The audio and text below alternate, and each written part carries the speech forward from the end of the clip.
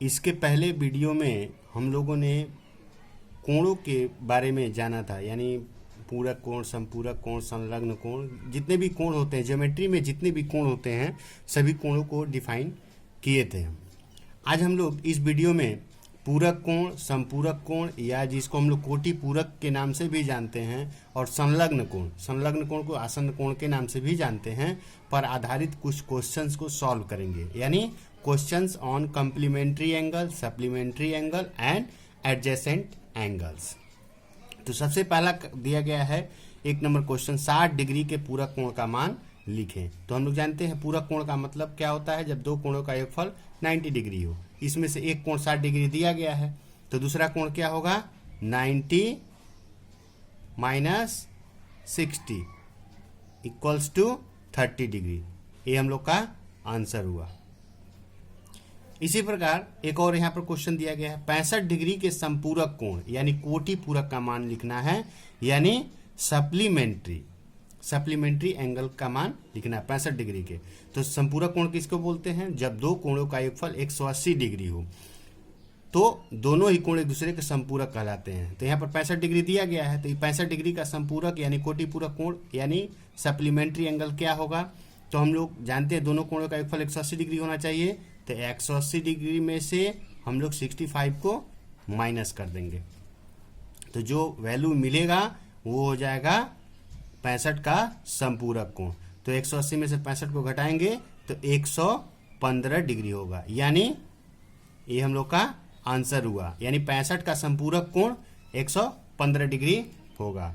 इसके बाद एक क्वेश्चन और हम लोग करेंगे, दो पूरक कोणों का मान क्रमशः, यानी दो कंप्लीमेंट्री एंगल्स का मान x डिग्री और x प्लस 30 डिग्री हो तो दोनों कोणों का मान निकालें। यहाँ पर दोनों कोण का मान जो दिया गया है वो वेरिएबल दिया हुआ है, यानी चल राशि के रूप में हमको उसका पूरा मान निकालना है। तो दो पूरक कोण है, दोनों पूरक कोणों का योगफल कितना होगा, 90 डिग्री। तो ठीक है, तो x degree plus x plus 30 degree equals to कितना होता है, 90 डिग्री, यानी पूरा दो पूरक कोणों का योगफल 90 डिग्री होता है। अब इसको हम लोग सॉल्व कर देंगे, 2x plus 30 degree equals to हो जाएगा 90 डिग्री, और 2x इक्वल्स टू हो जाएगा 90 डिग्री, 30 डिग्री इधर आएगा तो माइनस करना पड़ेगा। अब इसको हम लोग यहाँ पर कर देते हैं, और 2x इक्वल्स टू हो जाएगा 90 माइनस 30 यानी 60 डिग्री। तो x इक्वल्स टू कितना होगा, 60, 2 का x के साथ गुणा है, इधर आएगा भाग होगा, भाग करने के लिए नीचे लिखेंगे, यानी 30 डिग्री, x का मान 30 हुआ।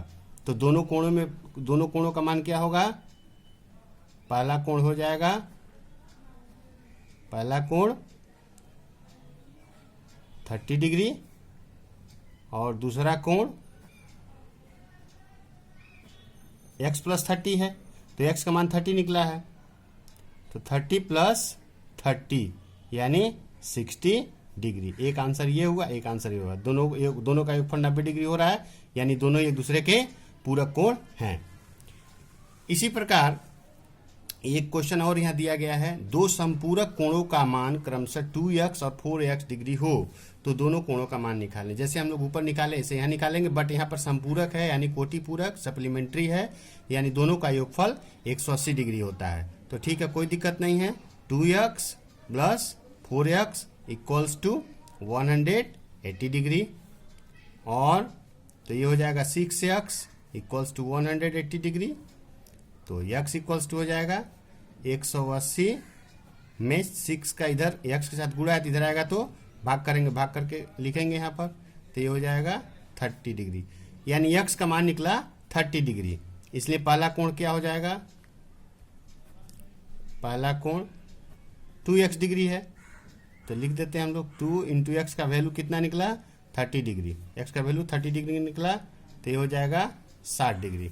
और दूसरा कोण क्या हो जाएगा, दूसरा कोण इक्वल्स टू हो जाएगा 4x डिग्री, तो 4 इंटू 30 यानी 120 डिग्री। अब हम लोग देख पा रहे हैं दोनों का योगफल 180 डिग्री होता है, इसलिए दोनों ही कोण एक दूसरे के पूरक कोण हैं।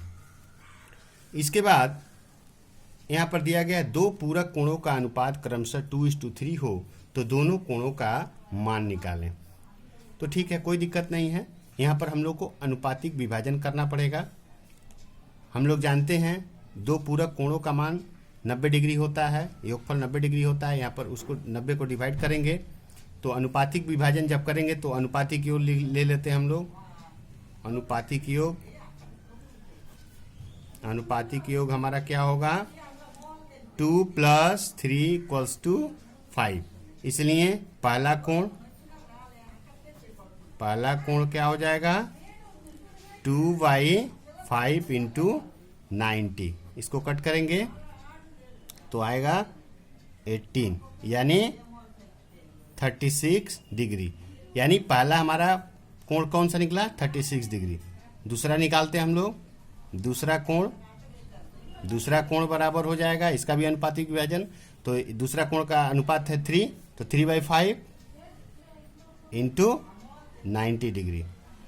इसको कट करेंगे तो 18 होगा और 18 में 3 से मल्टीप्लाई करेंगे तो 54 डिग्री। ये हम लोग का आंसर हुआ। यानी दोनों कोण हो गए, एक हो गया 36 डिग्री, एक हो गया 54 डिग्री। दोनों का योगफल 90 डिग्री होता है, यानी ये दोनों ही कोण एक दूसरे के पूरक कोण हैं। इसके बाद यहाँ पर दिया गया है 160 डिग्री के संपूरक कोण का पूरक कोण का मान लिखें। तो पहले तो हम लोग ये निकालेंगे कि 160 डिग्री का संपूरक कोण कितना होगा। तो 160 डिग्री का संपूरक कोण कितना होगा, 180 - 160 = कितना हो जाएगा, 20 डिग्री। अब 20 डिग्री का ये हो गया। अब 20 डिग्री का पूरक कोण, 20 डिग्री का पूरक कोण कितना होगा। 20 डिग्री का पूरक कोण क्या होता है, पूरक कोण का मतलब होता है 90 डिग्री। तो 20 डिग्री में कितना ऐड करेंगे कि 90 होगा। तो इसको पता करने के लिए 90 में से हम लोग को 20 को घटा देना होगा। तो ये हो जाएगा हमारा 70 डिग्री। तो ये हम लोग का आंसर हुआ। यानी ये क्वेश्चन कभी कभी घुमा करके पूछा जाता है। 160 डिग्री के संपूरक कोण का मान निकालें, तो कोई दिक्कत नहीं हुआ, इस तरह से हम लोग निकाल लेंगे। इसी प्रकार यहाँ पर एक और क्वेश्चन है, 60 डिग्री के पूरक कोण का संपूरक कोण का मान लिखें। तो 60 डिग्री का पूरक कोण निकालेंगे। 60 डिग्री का पूरक निकालने के लिए क्या करना पड़ेगा हमको, 90 - 60 करना पड़ेगा। तो ये निकलेगा 30 डिग्री। अब ये 30 डिग्री का संपूरक, 30 डिग्री का संपूरक कोण यानी कोटि पूरक कितना होगा। संपूरक कब होता है, जब दो कोणों का योगफल 180 डिग्री हो। तो 180 में से हमको 30 को घटा देना होगा, बराबर आ जाएगा 150 डिग्री। ये हम लोग का आंसर हुआ। अब हम लोग देख पा रहे हैं 150 का संपूरक 30 होगा, क्योंकि 30 और 150 का योग 180 डिग्री होता है। इसके बाद हम लोग यहाँ पर एक क्वेश्चन दिया गया है, डायग्राम दिया गया है। इस तरह का एक डायग्राम है, एक स्ट्रेट लाइन है, उस स्ट्रेट लाइन के ऊपर दो लाइनें इस तरह से खड़ी हैं। हमको दिए गए चित्र से x का मान निकालना है। तो हम लोग जानते हैं एक सरल रेखा के ऊपर जितने भी कोण बनते हैं उनका योगफल 180 डिग्री होता है। यानी हम लोग लिख सकते हैं क्या, 3x + 80 + x = 180 डिग्री। तो इसको सॉल्व करेंगे, 3x और 1x कितना हो जाएगा, 4x = 180। 80 डिग्री को इधर ले जाएंगे तो -80 हो कर देंगे। और x = कितना हो जाएगा, 180 में से 80 को माइनस कर देंगे तो ये हो जाएगा 100। और 4 का x के साथ गुणा इधर आएगा तो भाग होगा, भाग करने के लिए इसको नीचे ले जाएंगे, कट कर देंगे तो ये होगा कितना, 25। यानी x का वैल्यू क्या निकला, यानी हम लोग कह सकते हैं x = 25। ये हम लोग का आंसर हुआ। अब यहाँ पर एक क्वेश्चन और है, दिए गए चित्र में कौन कौन कोण संलग्न कोण यानी आसन्न कोण, एडजेसेंट एंगल है। हम लोग देख पा रहे हैं यहाँ पर 3 सरल रेखाएं हैं, एक BC है, एक BD है और एक AB है। तो यहाँ पर 2 कोण बन रहे हैं, एक कोण ये बन रहा है, ये कोण ये बन रहा है और एक कोण ये पूरा बन रहा है। अब इसमें ये बताना है कि इन तीनों कोणों में कौन कौन कोण एडजेसेंट एंगल हैं, संलग्न कोण। तो सबसे पहला काम, हम तीनों कोणों का नाम लिखते हैं। हम पहले कोण का नाम लिखे ए बी डी, ये पहला हुआ। दूसरा कोण का नाम लिखे सी बी डी, यानी सी बी डी, इस कोण का नाम लिखे क्या, सी बी डी। और थर्ड एंगल का नाम लिखे ए बी सी, यानी ये पूरा एंगल ए बी सी। अब हमको ये बताना है कि इन तीनों एंगल में से कौन कौन दो संलग्न कोण हैं। तो संलग्न कोण यानी आसन्न कोण, एडजेसेंट एंगल का डिफिनीशन इसके पहले वीडियो में मैंने बताया था।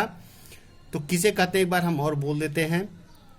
ऐसे कोण जो एक उभयनिष्ठ भुजा के दो तरफ स्थित हो, वे कोण जो एक उभयनिष्ठ भुजा के दो तरफ स्थित हो, यानी दोनों कोणों का एक उभयनिष्ठ भुजा होगा और वो दोनों कोण उस उभयनिष्ठ भुजा के दो तरफ स्थित होंगे। तो हम लोग देख पा रहे हैं कोण ए बी डी और कोण C B D, B D सरलरेखा के दो तरफ स्थित हैं।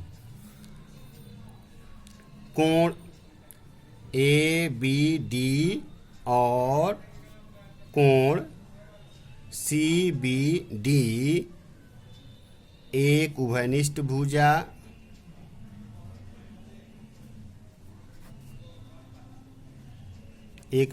भुजा बी डी के दोनों तरफ स्थित हैं।